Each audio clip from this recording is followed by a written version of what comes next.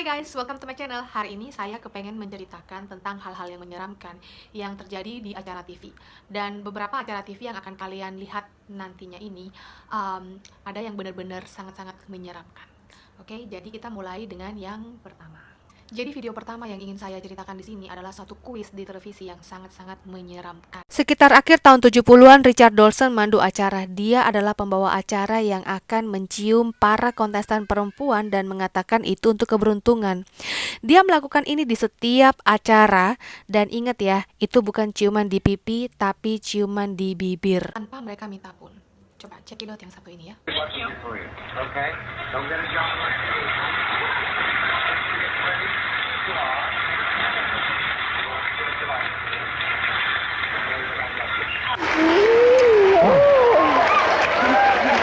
Goodness. Thank you. Thank you. You're welcome. You're in an order. That's very good. Hello. How you doing? Fine, thanks. What would you say? Stereo. All right. Stereo. I couldn't live with that man. I know, nyeremin banget kan, dan ini bukan satu-satunya hal seksual yang dia lakukan. Ini kan adalah kuis acara keluarga. Nah, coba simak yang satu ini. I love you. We must get on with the game. Well, I tell you honestly, we've been on the air, I think, a year and a half. It's the first time on those introductions I've ever gotten aroused. Now no, I'm leveling with you. That's the most passionate kissing. I usually kiss for luck, but I got involved a couple of times. Kelihatannya menjijikan banget ya guys ya. Tapi ini bukanlah satu-satunya acara kuis yang dimana hostnya mencium para kontestannya. Karena ada lagi acara yang lain yang seperti kuis family ini, yang dimana hostnya itu juga mencium para kontestannya. Dan ini kayaknya lebih menjijikan. Yuk check it out yuk. Dan pada tahun 1980 ada acara di Kanada yang bernama Just Like Mom. Hostnya bernama Ivordi Aver, di mana pesertanya adalah gadis-gadis kecil di bawah usia 13 tahun. Dan dia akan selalu mencoba untuk mencium para gadis-gadis kecil ini. Dan sekali lagi, ini bukan ciuman yang cute-cute gitu yang di pipi, tapi di bibir. Nah, kalau kalian merasa bahwa video yang berikut ini rada-rada menjijikan, kalian bisa skip aja ya. Tapi yang mau lihat, coba check it out di video berikut ini. Look at me a little closer. They're green. You hand out kisses, Jennifer?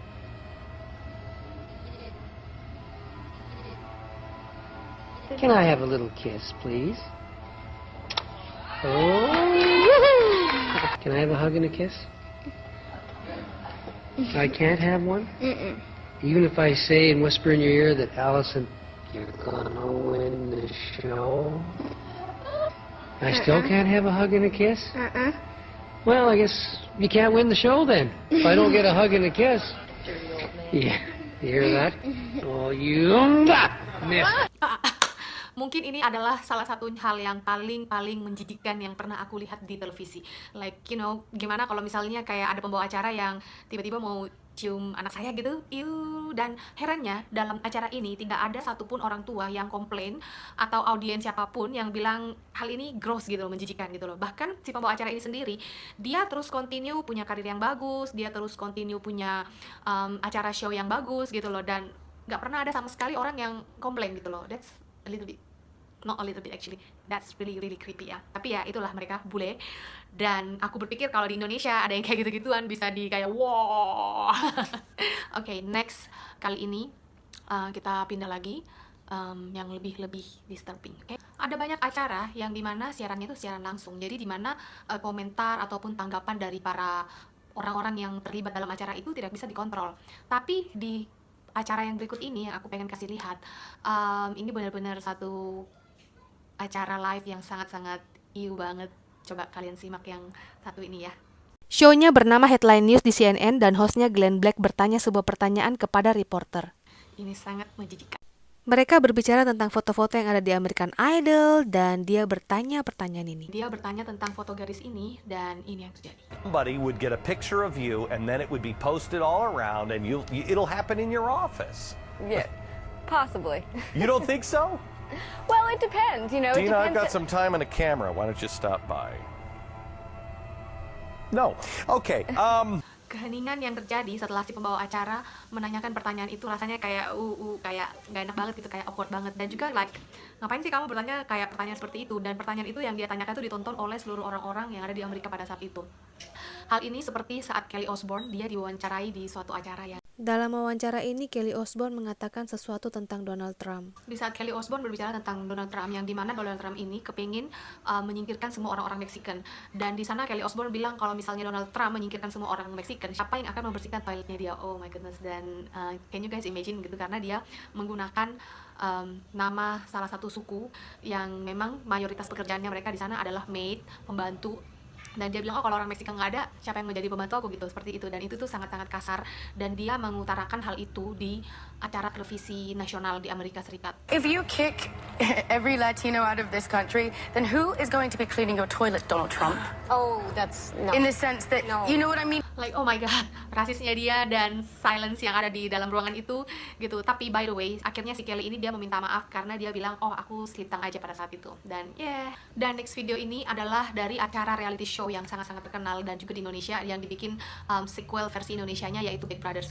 Jadi pada tahun 2002 ada dua kontestan yang bernama Justin dan Crystal, yang dimana saat itu mereka sedang di-shoot dalam sebuah sequel mereka bersama-sama. Dan di sana hal mulai menjadi creepy dan menyeramkan di saat si Justin ini mulai bilang dia kepengen ngancurin kepalanya si Crystal, dan dia ngambil pisau, dia pengen gorok ke lehernya si Crystal itu.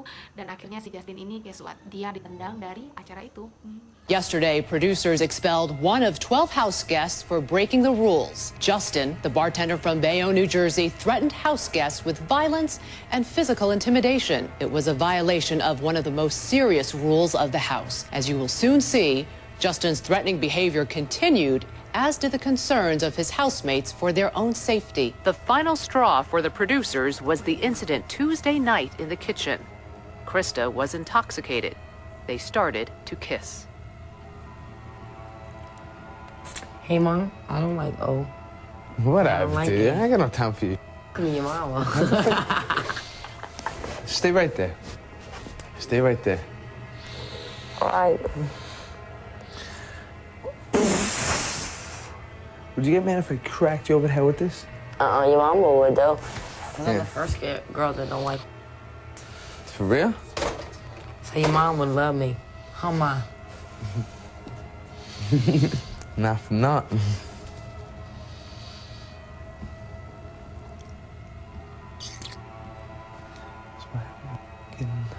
Would you get mad if I killed you? At this point, Justin picked up a large kitchen knife and repeated to an intoxicated Krista, "Seriously, would you get mad if I killed you?" He put the knife to Krista's throat as they kissed. He then took the knife away momentarily, and then he returned the knife to its drawer. That's gonna make me take the peanut butter, open it up, and say, ah. At this point, Justin was called into the diary room. Justin, please go to the diary room. Oh, boy. Oh, boy. We got problems. We got problems.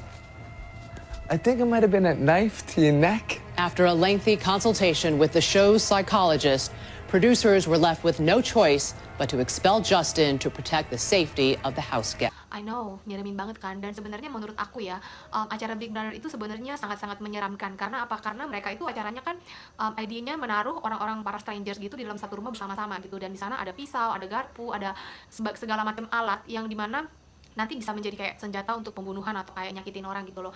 Jadi ya menurut aku ini sebenarnya ditambah dengan acara yang seperti ini itu mengerikan banget gitu loh, so creepy. Dan akhirnya si Crystal ini dia menuntut si pihak televisi ini, CBS, karena ternyata si Jackson ini sendiri ternyata dia itu adalah kriminal. Jadi 5 tahun yang lalu dia itu ada catatan kriminal, dia melakukan kejahatan kekerasan dan juga dia mencuri mobil. Dan kita bisa lihat lah ya, dan anehnya gitu, dari pihak CBS sendiri, dari pihak produser TV ini sendiri, sebelum dia memulai acara Big Brother ini, dia itu nggak benar-benar mencek semua criminal record dari para kontestannya itu. Jadi ya seperti yang kita bisa tahu, si Crystal pasti menang dengan tuntutan ini gitu.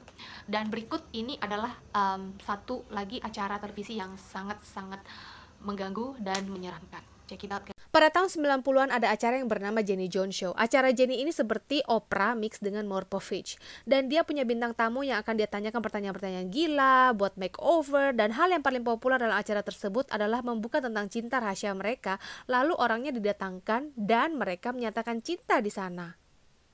Dan pada umumnya dua kontestan ini nantinya akan saling berciuman, terus setelah itu para audiensnya tepuk tangan dan mereka jadi happy forever gitu. Tapi pada acara yang satu ini sayangnya tidak terjadi hal yang seperti itu. Ini terjadi pada Maret 1995. Seorang pria bernama Scott, dia mengakui di acara itu bahwa dia ada perasaan jatuh cinta kepada salah satu temennya yang juga adalah laki-laki.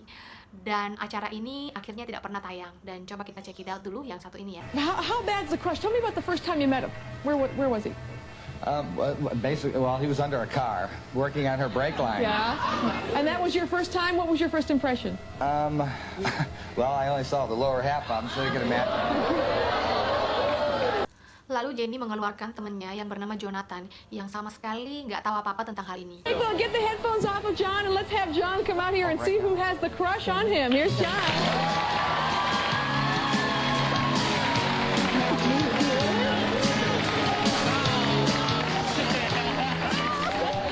Lalu Scott memberitahu Jonathan dan mereka jadi agak awkward. Did you think Donna had the crush on you? Did I? No, we're good friends. Well, guess what? It's Scott that has the crush on you. You lied to me.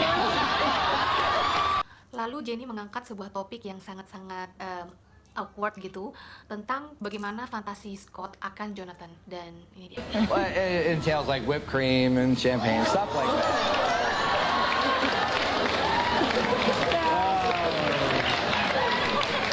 Ya, pada saat acara itu semuanya pada audiens ketawa, mereka tepuk tangan dan mereka merasa terhibur karena sepertinya itu adalah suatu show yang sangat-sangat menarik. Tapi ternyata setelah 3 hari kemudian sesuatu terjadi. Jonathan ke rumah Scott 3 hari kemudian dengan senapan dan menembak Scott hingga meninggal. Di pengadilan, Joe berkata bahwa salah satu alasan utamanya adalah karena apa yang terjadi pada acara itu, di mana dia merasa dipermalukan dan itu mengacaukan hidupnya. Itulah kenapa acara tersebut tidak pernah tayang dan Jenny Jones harus bersaksi di pengadilan bahwa dia tidak bermaksud untuk menyakiti Jonathan. Tapi sayangnya Scott terbunuh karena acara itu. Nah, pada siaran TV yang selanjutnya ini juga akan menampilkan sebuah kisah yang sangat-sangat menyeramkan dan mengganggu, di mana pada acara ini adalah sebuah dating show yang dimana seorang serial killer sesungguhnya dia itu menang pada acara ini. Jadi pada tahun 1978 di California, pada sebuah siaran TV, acara dating game, seorang pria bernama Rodney Alcala. Rodney Alcala ini menang acara dating show ini. Guys, check it out video klip yang satu ini ya. Welcome Rodney Alcala. Welcome. Dan salah satu jawabannya dia sebagai bachelor number 1 sangat-sangat menyeramkan kalau kita berpikir bahwa oh dia ini adalah serial killer. Coba lihat yang satu ini. Bachelor number 1. Yes. What's your best time? The best time is at night. Nighttime. The only time? What's wrong with morning, afternoon? Well, they're okay, but nighttime's when it really gets good. Aku tahu, mengerikan kan? Dan fakta yang lebih mengerikan lagi, si Rodney ini menang dan dia mendapatkan kesempatan untuk menghabiskan malam bersama si gadis pemenang ini. You heard from the bachelors, you got some great dramatic presentations, some good answers, but now I'm going to ask you a question. Will that date be bachelor number 1, bachelor number 2, or bachelor number 3? Who gets the dates? I'll take 1. Number 1, bachelor number 1, all right. Say hello to Rodney Alcala. Rodney, come on, say hello. Congratulations, Rod, you did it with the one answer. Tapi beruntungnya yang cewek ini nggak pernah menghabiskan malam dengan Rodney ini, karena setelah mereka berjumpa face to face, lalu si cewek ini berpikir kayak, nah kayaknya aku nggak terlalu suka sama fisiknya dia gitu. Dan hal yang gila lainnya adalah dia berpura-pura menjadi fashion photographer dan para gadis datang terus difotoin karena mereka berpikir dia adalah fotografer profesional dan kemudian membunuh gadis-gadis tersebut. Rodney ini sendiri masih ada di dalam penjara dan dia sudah dijatuhkan hukuman mati untuk beberapa kasus pembunuhan yang dilakukan olehnya. Dan polisi menemukan di rumahnya foto-foto para gadis yang dicurigai telah dibunuh olehnya. Dan setelah polisi mengecek rumahnya si Rodney ini, ternyata mereka menemukan ada lebih dari 130 foto-foto wanita yang bisa jadi itu adalah korban pembunuhannya dia. Dan mereka sampai sekarang masih mengecek dari foto, badan, dan keterangan-keterangan orang hilang. Dan beruntungnya wanita yang menang dalam acara dating game itu, dia tidak menghabiskan malam bersama Rodney dan hingga dia masih hidup sampai sekarang. Oke, jadi begitulah sekian kisah-kisah TV show yang mengerikan yang pernah tayang. Dan kalau kalian suka video-video seperti ini dan kalian mau lagi aku mempost tentang video-video seperti ini, berikan aku like dan subscribe dan komen below, oke? So bye, see you on the next video.